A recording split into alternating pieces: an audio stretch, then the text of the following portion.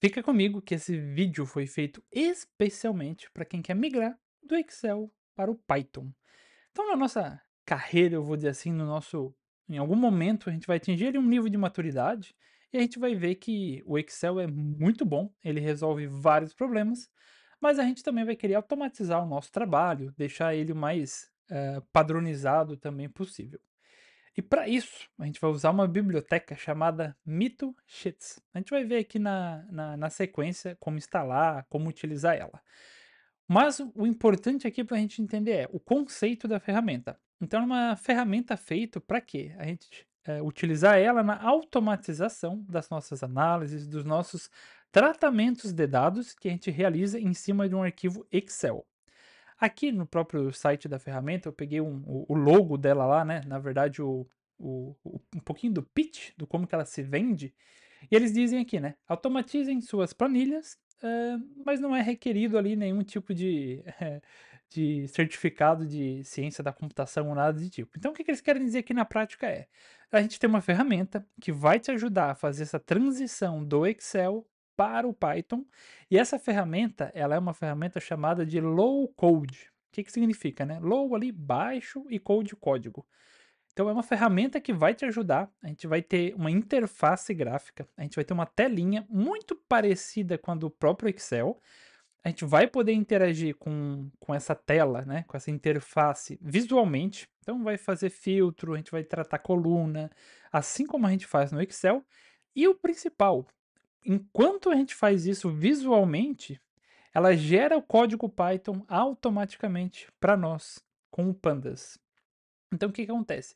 A gente vai, subir essa ferramenta local aqui, a gente vai testar ela, e eu vou mostrar como fazer os principais tipos de operação ali dentro, e com isso a gente vai conseguir ver como visualmente, como interagindo com uma interface lá muito próxima do Excel, a gente vai gerar código, e esse código sim, a gente depois pode colocar ele num script e deixar ele ali para rodar de um modo agendado, ou enfim, ou pensar em como colocar isso em produção. O principal é, essa parte de transformar as ações gráficas, manuais, eu vou dizer assim, que a gente faz em código, a ferramenta faz automaticamente para nós. Perfeito? Então vou seguir aqui e a gente vai dar uma olhadinha bem breve no próprio site aqui da ferramenta, que tem alguns pontos que são importantes, vou dizer assim. Deixa eu botar aqui para caber a página inteira. Perfeito.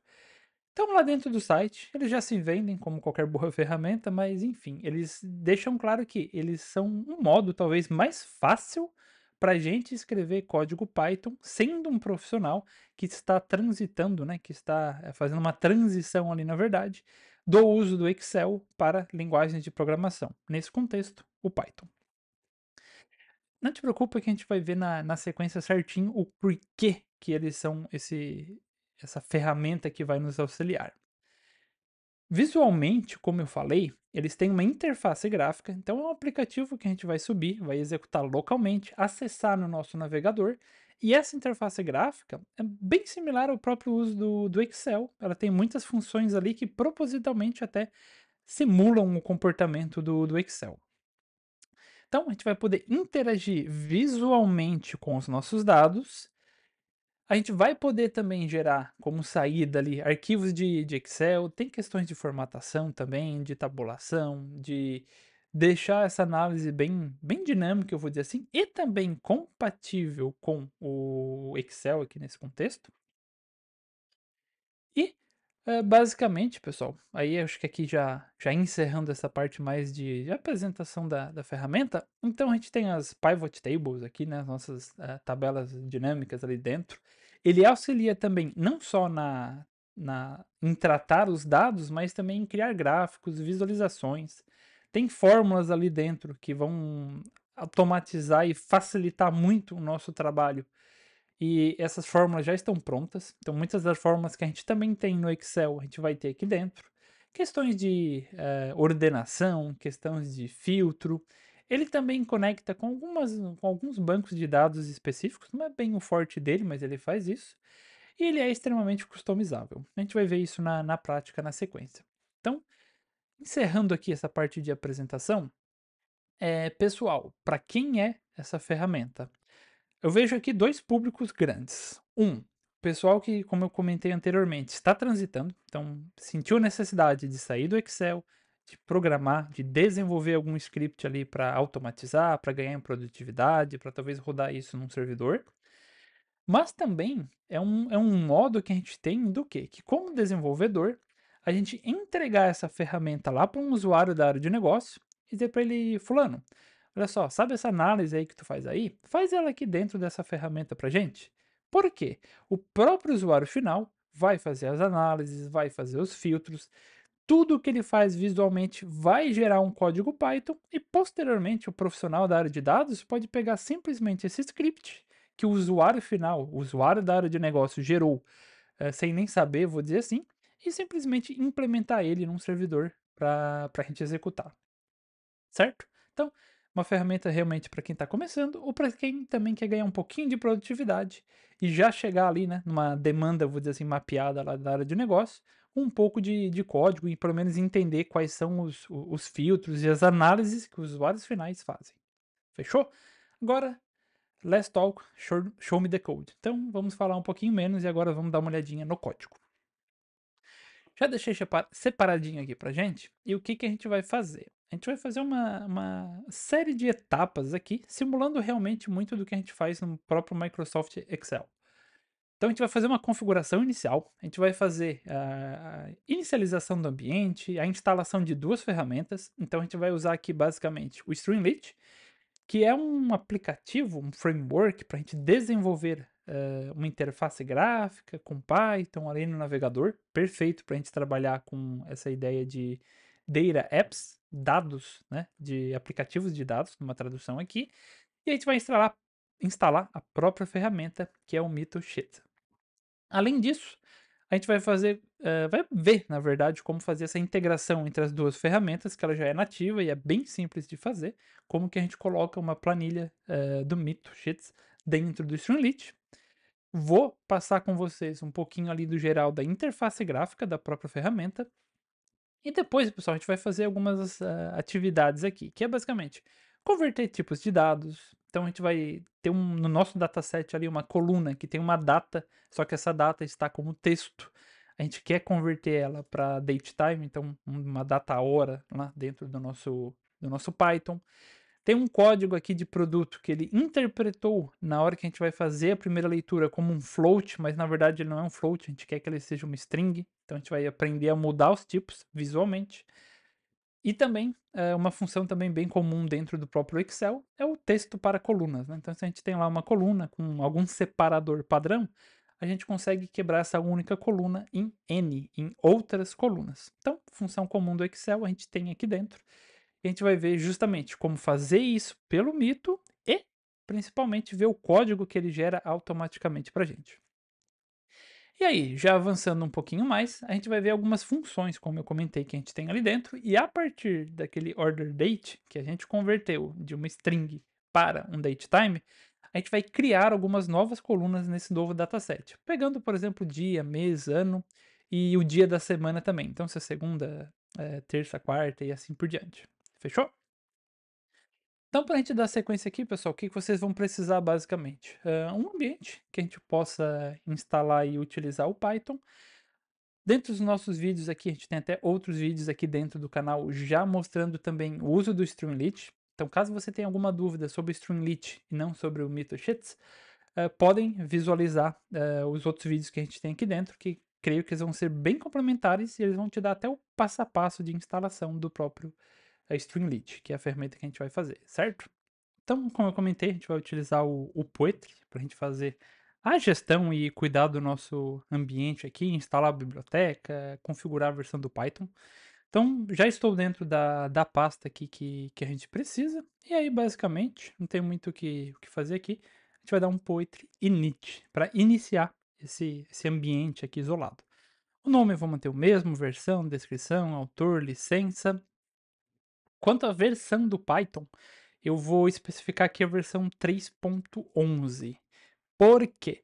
A versão 3.12 tem algumas incoerências ainda, eu vou dizer assim, ou incompatibilidades com as ferramentas que a gente vai utilizar, então eu vou utilizar aqui a 3.11. E aí uma curiosidade, esse chapeuzinho, né, que a gente chama aqui muitas vezes, o que que ele significa na prática? que vai ser qualquer versão 3.11 do Python. Então ele não vai utilizar a versão 3.12, mas dentro da 3.11 ele vai utilizar, e a gente vai ver que quando a gente criar, até provavelmente ele não vai utilizar a 3.11.0, ele vai pegar a mais recente ou a disponível dentro desse range aqui, né, desse limite que é 3.11. Show? Não vou setar nenhuma dependência aqui agora, a gente vai só finalizar, ele já criou o nosso PyProject, corretamente. E aí agora a gente vai fazer o seguinte, eu uso uma outra ferramenta aqui, que é o PyEnv. Para quê? Para ter várias versões do Python instalado na minha máquina e poder escolher a versão correta do Python também em cada ambiente. Então nesse contexto aqui, pessoal, o que que eu vou fazer? Eu vou pegar o Poetry, a gente vai usar um comando chamado env para setar o ambiente ali que a gente precisa, e nesse contexto, eu vou passar aqui a versão 3.11. Faltou um use na frente, então a gente quer utilizar essa versão, então poetry env use 3.11. Fechou, então ele já criou um ambiente virtual aqui pra gente com o Python 3.11. Show! Agora o que que a gente vai fazer? A gente vai chamar o Poetry e vai adicionar as duas bibliotecas que a gente precisa, que é basicamente o Streamlit e o Mito Sheta. Vou copiar, vou colar aqui embaixo, e é similar ao pip install que a gente talvez é acostumado se você não trabalha com o Poetry. Então aqui é Poetry ADB, né? A gente está adicionando. Vou executar aqui. Esse comando pode demorar um pouquinho ou não, então eu vou pausar e a gente volta assim que terminar a instalação das bibliotecas. Perfeito, demorou aqui em torno de 16 segundos para a gente fazer a instalação. E como a gente pode conferir aqui dentro, a gente já tem o nosso Poetry Lock e o nosso PyProject.tom aqui também. Então tudo certo, nosso ambiente está aqui, está funcional. O que que a gente faz agora? Uma vez que a gente tem esse ambiente, pessoal, a gente precisa acessar esse ambiente virtual, vou chamar assim.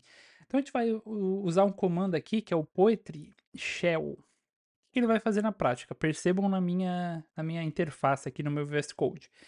Então, anteriormente aqui para nós, ó, ele estava só mostrando o caminho da pasta, basicamente que eu estava atrapalhando. Agora, ele já mostra ó, que dentro desse diretório, dentro dessa pasta, a gente está utilizando a versão 3.11.7 do Python e o nome do ambiente virtual aqui que ele criou para a gente é o MitoSheets YouTube, né? YT, com mais alguns códigos aqui, Python 3.11. Então isso permite o quê? Que eu tenha esse ambiente para esse projeto, um outro ambiente com outras dependências e outras versões do Python para outros projetos. Então, tanto o PyEnv quanto o Poetry, em conjunto, vão te fornecer ambientes isolados, eu vou dizer assim, para você trabalhar com Python na sua máquina e não ter conflito de biblioteca, de versão.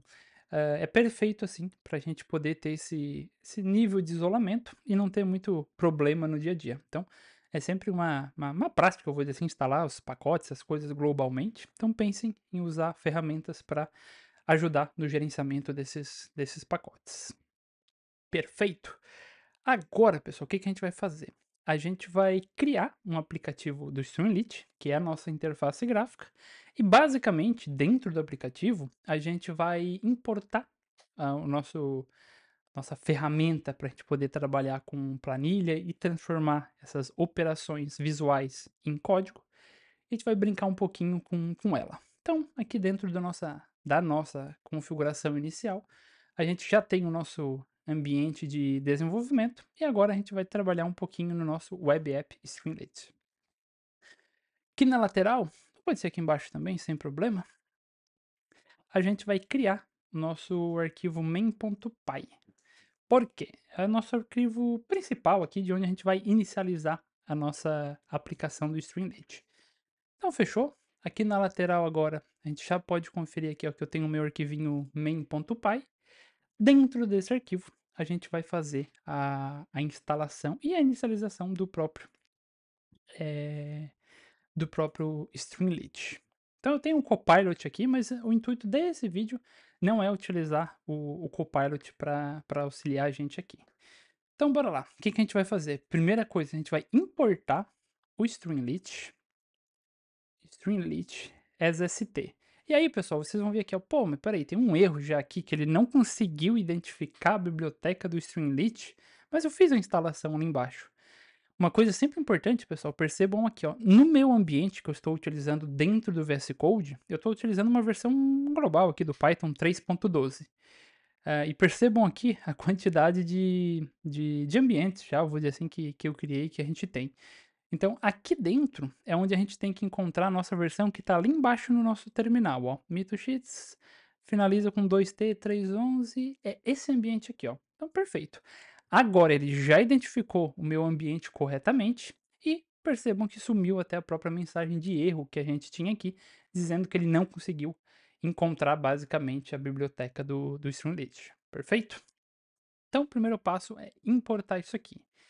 Como, segundo passo, ele até tá sugerindo ali algumas coisinhas pra gente, mas o que que a gente vai fazer, pessoal? A gente vai descer um pouquinho aqui, e a gente vai usar uma um boa prática, eu vou dizer assim, de código, que é o quê? Quando a gente fala de Python? É if name igual a main. Que isso aqui significa na prática? Quando a gente chamar esse meu código aqui, né, quando eu chamar esse meu arquivo Python, especificamente, chamar ele diretamente, ele vai executar, o que tiver aqui dentro. Então, nesse caso aqui, eu vou criar uma função chamada main, e essa função aqui em cima, daí sim, vai ser a nossa função, principal do Streamlit. Então, quando a gente, inicializar aqui o nosso script, quando a gente chamar ele diretamente, ele vai executar esse código. Por que que isso aqui é importante? Porque muitas vezes a gente pode criar ali um código que ele vai ser usado como um módulo, por exemplo, lá dentro do Python. E aí quando a gente importar esse módulo, basicamente esse bloquinho aqui de comando não é executado. Então é um modo pelo qual a gente consegue criar um arquivo Python, o nosso código ali dentro, e dependendo de como a gente utilizar ele, se chamar diretamente esse arquivo, ou se eu importar ele dentro de uma classe, alguma coisa do tipo, ele tem um comportamento diferente, perfeito?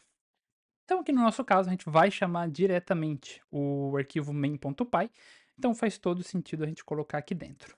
E aí pessoal, queria linkar aqui também com, com uma outra questão aqui, que é o quê?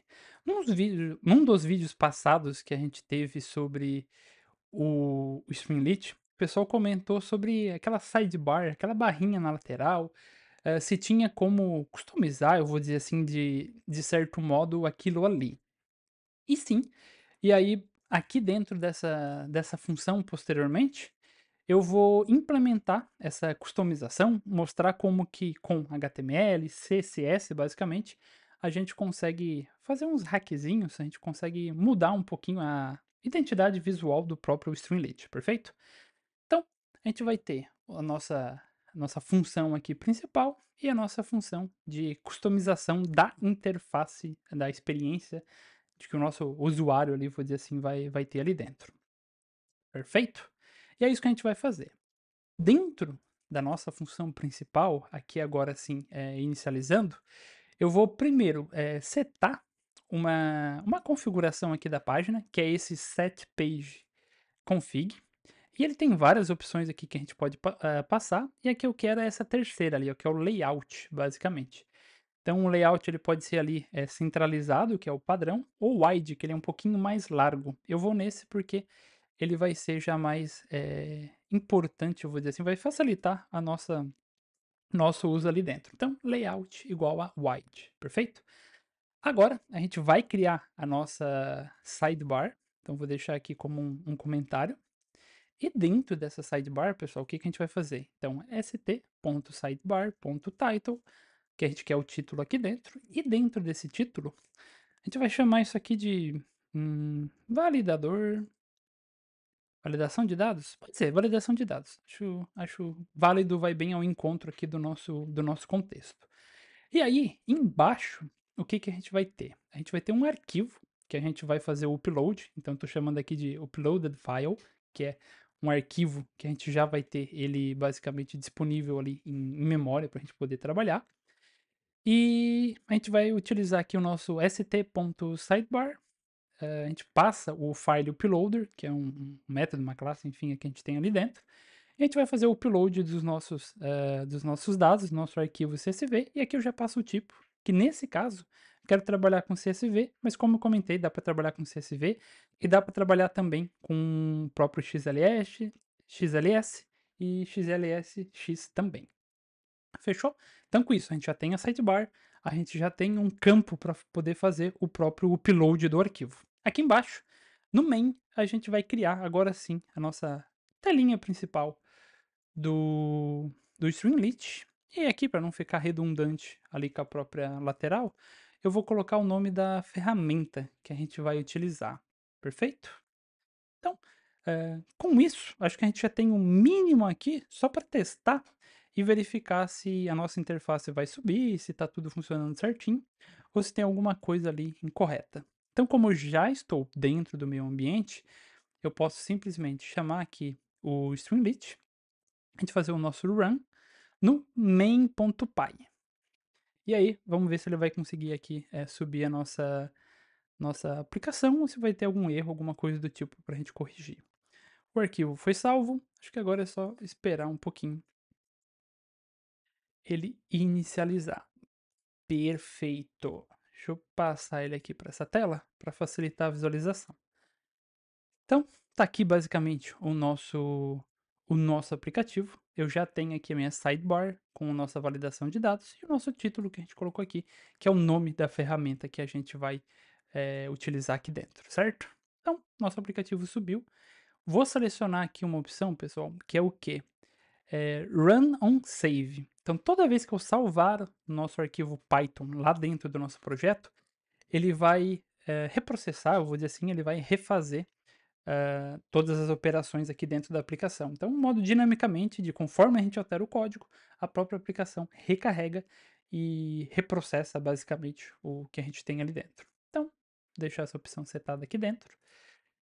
E é isso. Agora, o que que a gente vai fazer? A gente vai voltar. Deixa eu fechar essa abinha aqui que a gente não vai precisar. Beleza, a gente já está aqui dentro do nosso VS Code novamente. E agora a gente vai trabalhar um pouquinho naquele botão de upload ali, né? Porque na prática a gente não está fazendo nada ainda. E melhor, antes até de a gente poder trabalhar com o nosso arquivo e também fazer a inicialização do próprio Spreadsheets ali, né? Do nosso Mito Sheets. Eu vou fazer o quê? Lembra que eu comentei da parte de customização, de interface? Eu dei uma olhadinha já anteriormente e basicamente, pessoal, eu vou copiar aqui e vou salvar para a gente ganhar um tempinho, mas a gente consegue fazer isso aqui usando um método ali, vou dizer assim, dentro do próprio Streamlit, que é o Markdown. E aqui dentro, para quem conhece um pouquinho, vou dizer assim, a gente tem aqui as nossas tags, né? Os nossos estilos que a gente coloca ali dentro. E aqui a gente tem um pouquinho de CSS. Então, toda a web é feita com JavaScript, HTML e CSS, basicamente. E aqui a gente passa uma opçãozinha também do permitir a gente utilizar esse HTML ali dentro. E aí o que que acontece? Aqui, pessoal, a gente precisa informar uma referência para a gente poder aplicar esse padding, né? O que que é esse padding que a gente está vendo aqui? É o espaçamento, basicamente, que a gente tem dentro do Streamlit. Então, vou abrir aqui, botão direito, vou clicar em Inspect. Ele vai abrir esse Developer Tools aqui, essa abinha para a gente poder brincar um pouco com o código. Selecionei aqui já o nosso Data Test ID. Percebam aqui na esquerda na tela, vocês estão vendo ali que tem um centro azulzinho e ao redor um- uma área destacada em verde. Então é justamente isso que a gente vai fazer. Aqui, ó, eu já tenho nos meus elementos o nosso padding. Então percebam o que que acontece quando eu não seleciono aqui, né? Quando eu removo essa propriedade. Pô, já jogou lá no canto. Só que daí é um pouquinho demais também. Então o que que a gente vai fazer? Eu vou copiar esse seletor. A gente vai colar esse seletor aqui dentro. Vou remover o pontinho da ponta. E aqui eu estou só reduzindo esse padding, então 2 e 1,5. Esse REM é uma unidade de medida relativa dentro do HTML/CSS, vou dizer assim. Não se preocupem muito de entender, assim, isso aqui na prática, aí realmente vai um pouquinho de entender de desenvolvimento web, de como se comporta o CSS. Mas percebam aqui, ó, que eu já salvei, e agora se eu voltar para cá, a gente não tem os extremos, então a gente não tem aquele espaço, muito distante, nem também sem nenhum tipo de padding, sem nenhum tipo de espaçamento nas laterais que ficaria feio. Então, isso inclusive, pessoal, foi uma dúvida que o pessoal levantou num vídeo passado. Então, caso vocês tenham dúvidas, comentem, isso pode virar material para vídeos futuros, ajudar na dúvida de vocês e também na dúvida de outros, alunos aqui dentro, perfeito? Então, agora que a gente customizou a nossa interface aqui do Streamlit, a gente vai começar na prática a trabalhar com o Mito. Então, bora pra lá. Que a gente vai fazer agora? A gente fez o nosso primeiro import, que é basicamente o import do Streamlit, mas a gente vai precisar aqui duas bibliotecas ainda. O Pandas, justamente para fazer a leitura desse arquivo que a gente vai fazer ali dentro. E aqui, pessoal, a gente vai importar a interface ali do próprio Mito Sheets para a gente poder trabalhar ela um pouquinho. E aí, como que a gente faz ela? A gente faz isso aqui, ó, from Mito Sheet, ponto. E aí é que é importante, a gente tem que citar o nosso stringlit.v1. Percebam que ele está até complementando aqui para gente. A gente vai fazer o nosso import da nossa não sheet, é spreadsheet. Perfeito. Aqui ele já está até identificando e sugerindo para gente. Top. Vou salvar isso aqui. E agora, o que a gente vai fazer? A gente tem a nossa sidebar e a gente tem o nosso bloco main. Então, lembrando, a sidebar está aqui na nossa esquerda e o nosso bloco main é justamente essa parte em branco no meio da tela. Show de bola! Agora, pessoal, a gente vai fazer um teste, não, a gente vai acrescentar uma condição aqui, que é o quê? Se o arquivo que a gente fez o upload está disponível ou não. Então, se o meu arquivo não foi feito o upload, se eu não anexei nenhum arquivo ali dentro, ele não vai fazer nada. Agora, caso esse meu arquivo, né, is not known, no caso, se ele deixar de ser vazio, basicamente, a gente vai ler o nosso data frame e o nosso data frame vai ser um pandas, nesse caso, .readcsv, e a gente vai passar aquele arquivo que a gente fez o upload, basicamente. Feito isso, pessoal, agora é que a gente vai usar o mito propriamente dito. Então a gente vai criar aqui um novo data frame, nosso new df, e além disso eu quero acesso ao código que ele vai gerar para gente. Então, code. E isso vai ser igual a nossa spreadsheet do data frame que a gente acabou de ler ali em cima. E eu quero visualizar esse código. Então aqui eu vou chamar o Streamlit. O Streamlit tem uma função aqui já para gente que imprime, que mostra código na tela. E esse código aqui também pode ser já formatado, vou dizer assim. Então, aquele código que a gente está recuperando aqui na linha 16, a gente vai passar ele no streamlit.code e aqui a gente seta a linguagem para Python. Perfeito? Então, acho que é isso. Tá tudo completinho. Acho que não tem que mudar mais nada. A gente vai salvar e a gente vai voltar para cá. E agora a gente vai fazer o quê? Eu vou fazer um upload aqui de um arquivo que eu já tenho, basicamente de vendas, e olha que legal. Eu fiz o upload no arquivo e agora eu tenho uma interface gráfica aqui já montada dentro do meu aplicativo web. Interessante. Se a gente olhar, vamos dar uma olhadinha aqui, formatação condicional, inserir linhas, deletar, filtrar, substituir, tipos, gráficos, pivot tables. Consigo importar também aqui arquivos diretamente, não necessariamente para aquele componente do Streamlit, texto para colunas, renomear colunas, fórmulas e uma abinha de código aqui também. Então, quando eu falo que o mito ali nesse contexto, ele dá uma interface gráfica para a gente simulando o Excel, é essa interface aqui. Então, posso clicar aqui no cantinho no cantinho da direita superior, ele vai abrir esse aplicativo em tela cheia pra gente. E aí aqui, pessoal, eu vou fazer uma operação só para mostrar todas as capacidades que a gente tem aqui dentro, certo? Então, vou minimizar isso aqui. A gente vai lá para o nosso README, e agora a gente vai nos atualizar aqui. Então a gente já criou o nosso web app Streamlit, a gente já fez a integração do Streamlit com o Mito, e agora a gente vai dar uma olhadinha na interface gráfica, eu diria até que a gente já fez, a gente passou ali por cima. A gente vai começar agora na conversão de tipos propriamente dito, certo?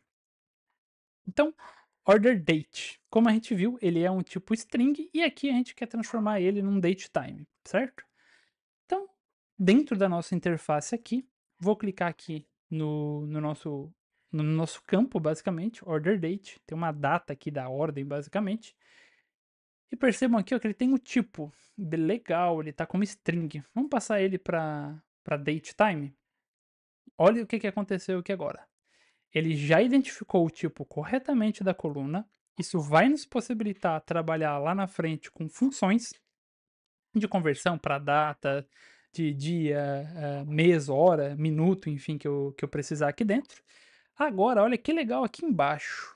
Acho que esse é o ponto, um dos pontos, na verdade, principais da ferramenta.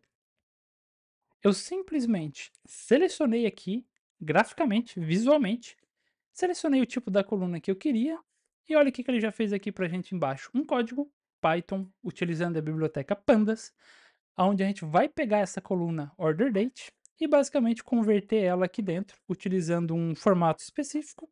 E no erro aqui, ele passou, né, um parâmetro chamado coerce, que basicamente é para, caso tenha algum erro, a gente exibir na tela um not a number, né, um NaN aqui dentro do Pandas, certo? Então percebam, visualmente eu gerei código que vai me ajudar a automatizar o processo. É esse o ponto que a ferramenta vai auxiliar. Então pode pensar às vezes nisso aqui como uma ferramenta que você pode entregar lá para um usuário de área de negócio, que nem a gente comentou, um usuário final. Ele vai fazer as operações aqui dentro e de brinde, vou dizer assim, você vai ganhar o código já meio que pronto, formatado para a gente automatizar.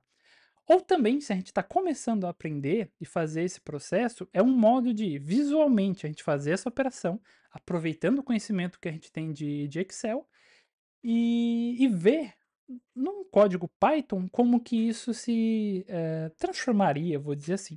Então é perfeito para a gente que tá começando também que ganhar um pouquinho de produtividade. Legal. Agora vou voltar para cá. Deixa eu fechar já o nosso inspetor aqui, que a gente não precisa mais dele. E vamos seguir a nossa listinha aqui dentro. Então a gente já fez a conversão do tipo de string para datetime. Agora a gente vai trabalhar lá no código do produto, o EAN aqui, né, o código. Ele veio como float, mas a gente quer transformar ele na verdade em string. Então vou fechar isso aqui. Bora procurar o código do nosso produto e ele está aqui, ó. Então, pessoal, esse EAN aqui pode pensar nele como um código de barras, eu vou dizer assim, do nosso produto. Ele veio como float, mas o correto dele é string. Então, vou converter ele aqui corretamente. E mais uma vez, percebam aqui embaixo, ele já traz um comentário para a gente e como que a gente faz o cast, né? Como que a gente transforma essa coluna no tipo string. Top? Então, bora lá continuar na nossa sequência. E uma outra função que particularmente eu usava muito quando eu trabalhava com Excel era transformar uma coluna com um separador em diversas outras colunas. Para isso, a gente vai usar esse Purchase Address, que é basicamente o endereço de compra. Vou aumentar aqui, vou colocar a tela completa, que é justamente para facilitar a nossa visualização. Ok, e com o nosso endereço de compra já aqui, a gente pode perceber que basicamente ele está separado aqui pela vírgula. Interessante. Bora tentar transformar isso aqui em 3 colunas e não mais uma coluna apenas? Então aqui dentro, pessoal, a gente tem como inserir outras tabelas aqui, assim como você faz também dentro do próprio Excel. E a gente consegue trabalhar com dados. Aqui nessa abinha de data, né, de dados, a gente tem o texto para colunas. Então, eu vou selecionar aqui a minha coluna desejada. Aqui dentro dos delimitadores, é o caractere que a gente vai utilizar para fazer essa separação. Então, eu já tenho aqui dentro o nosso comma, que no caso aqui representa a vírgula. Tem outros aqui padrões e você também pode setar um delimitador específico. Então acho que é isso, ele deu até um preview aqui pra gente, e eu acho que é isso mesmo que a gente vai fazer.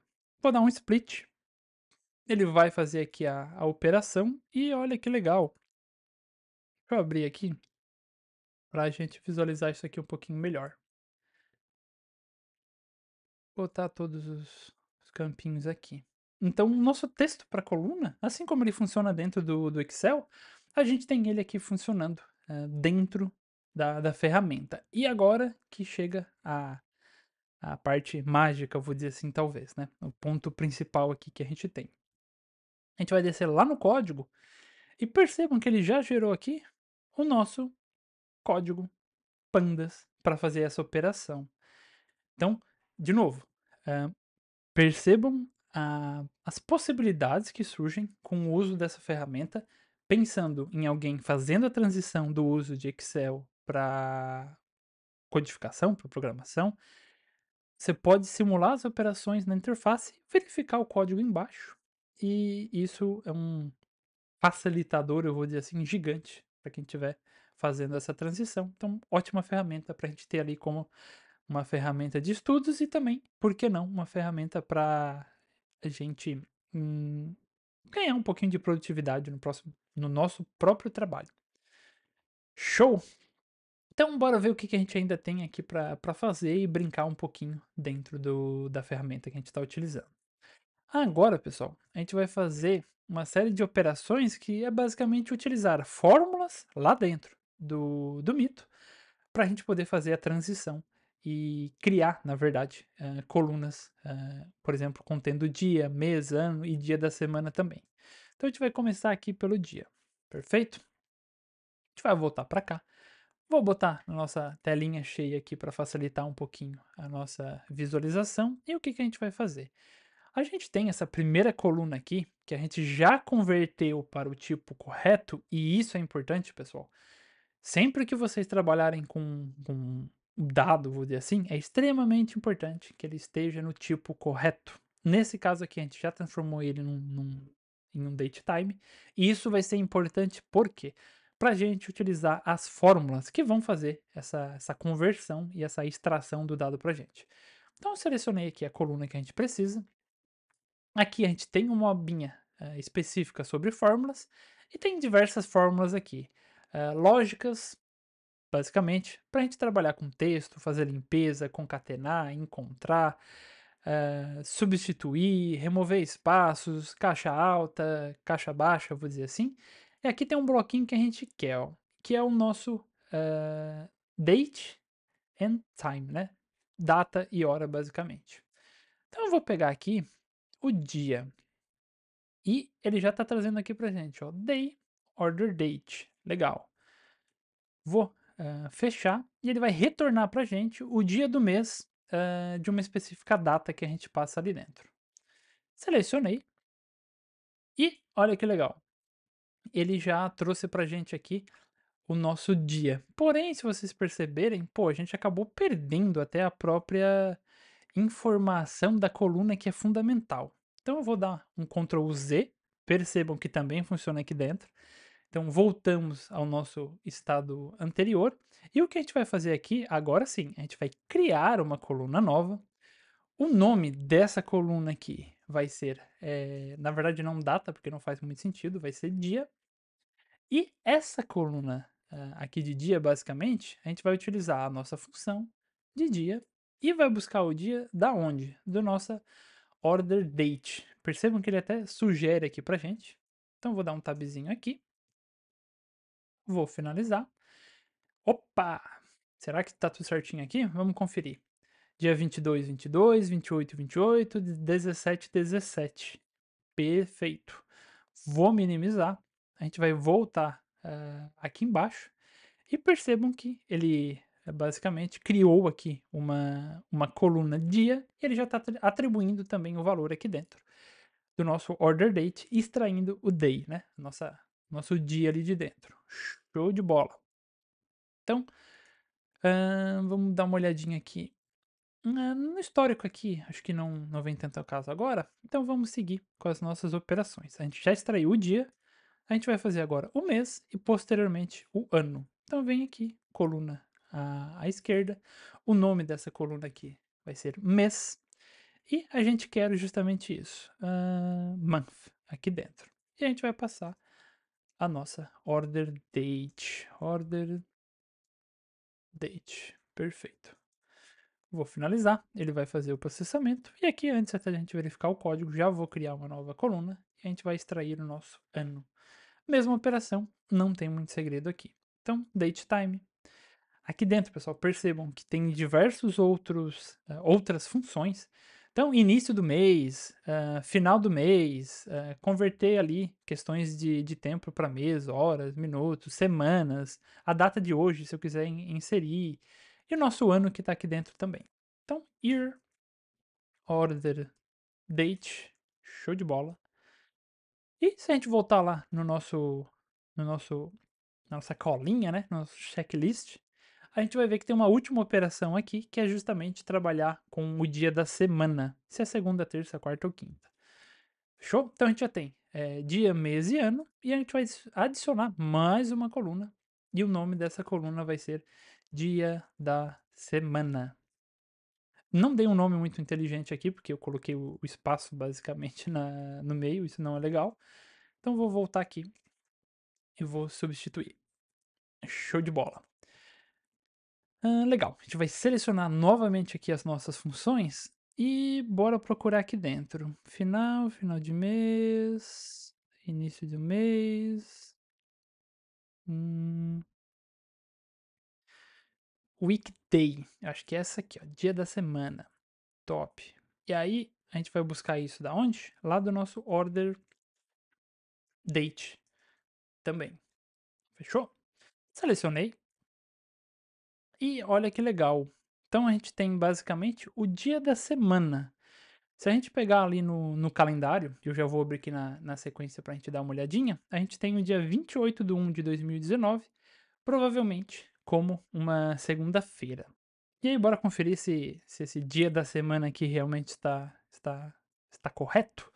A gente tem aqui o dia da semana 1 e o dia da semana 2. Ah, Matheus, como que eu sei o que que significa 1, o que que significa 2? Pessoal, documentação.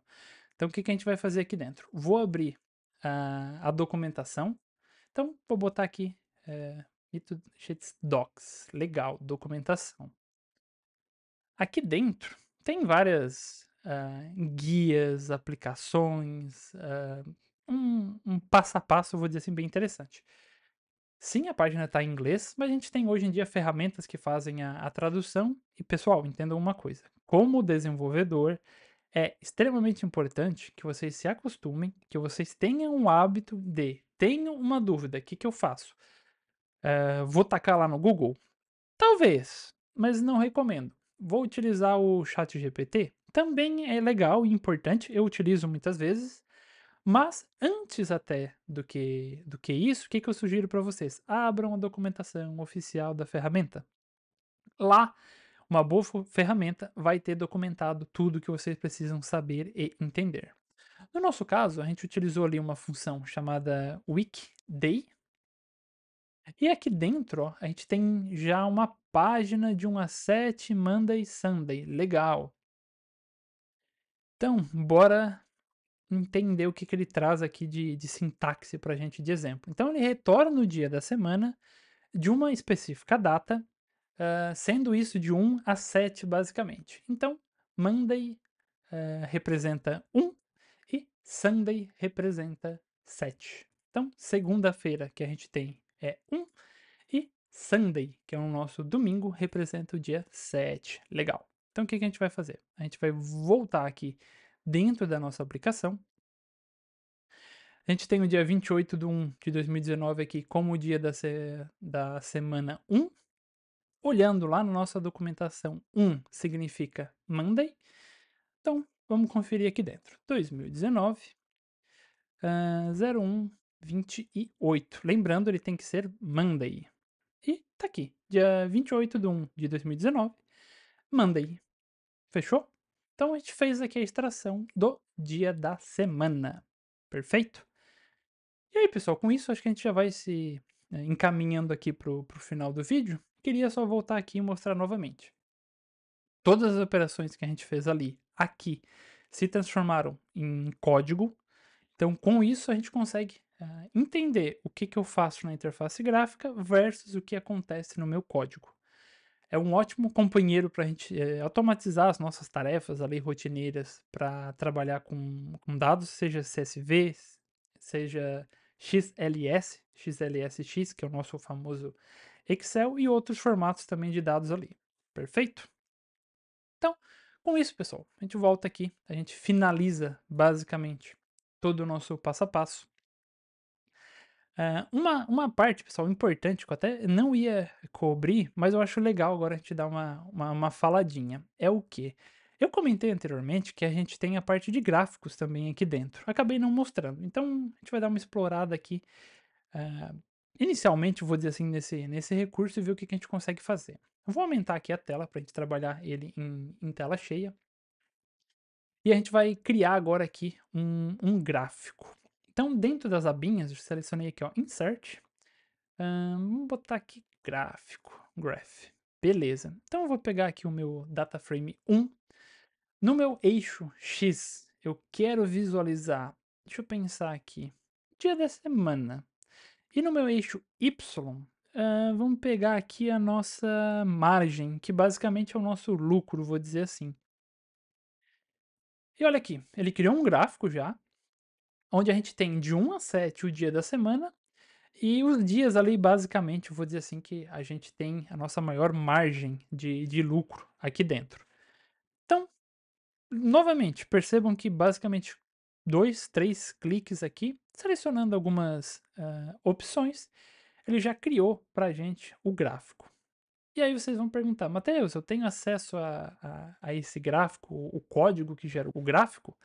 Sim, a gente consegue tanto exportar, hã, a própria imagem diretamente como um PNG, o gráfico, na verdade, como PNG, copiar o código para criar um gráfico diretamente no HTML, ou para mostrar o código que gera esse gráfico. Vou selecionar isso aqui, vou dar um ESC aqui dentro, a gente vai voltar aqui dentro do nosso VS Code, vou criar um novo arquivo, vou chamar ele aqui de chart.py, gráfico, basicamente.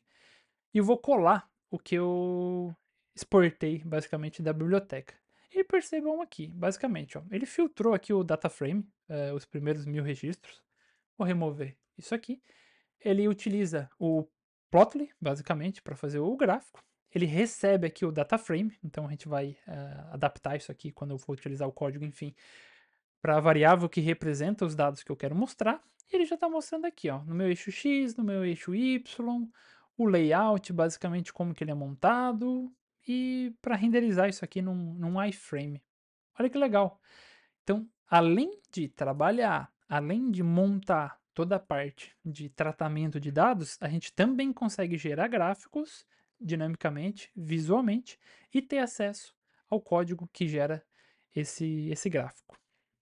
Então, acho perfeito para a gente ter uma ideia de como fazer as coisas e, por uma última vez aqui, até poder talvez entregar isso lá para um usuário final. Ele vai fazer todo o trabalho sujo para a gente, como desenvolvedor, como profissional da área de dados, e a gente vai ter acesso ao código para poder automatizar isso aqui. Perfeito? Então, pessoal, agora sim, acho que finalizando, vou voltar aqui para dentro do nosso README. Vou dar um botãozinho direito aqui, né? Ou o atalho do teclado também. Na verdade, selecionei o arquivo errado. Dentro do nosso README, a gente consegue abrir um preview. Então a gente tem aquela interfacezinha bonitinha do nosso Markdown. Então a gente deu uma olhada, pessoal, em como fazer a configuração inicial, a gente criou um ambiente exclusivo, fez a instalação das bibliotecas, deu uma olhada breve, mas acho que deu para entender muito bem toda a interface gráfica do Mito. A gente fez algumas operações simulando, converter principalmente tipos de dados, criar colunas, texto para coluna, texto para data hora e assim por diante. A gente viu como criar também colunas e usar as fórmulas, como ter dentro já da minha interface do meu Streamlit o código que essas operações realizam. E por último também, como criar gráficos dinamicamente dentro da biblioteca. Então, esse vídeo fica por aqui. Agradeço o tempo de vocês. E já sabem, o canal tem muito conteúdo sobre a área de dados. Então a gente tem ciência, tem engenharia, machine learning, cara, muito material legal. Sigam aqui o canal e deem uma olhadinha também nas nossas outras redes sociais e principalmente no nosso grupo do Discord.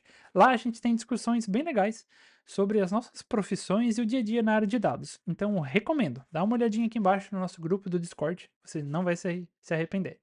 Então, agradeço o tempo de vocês. Abraço.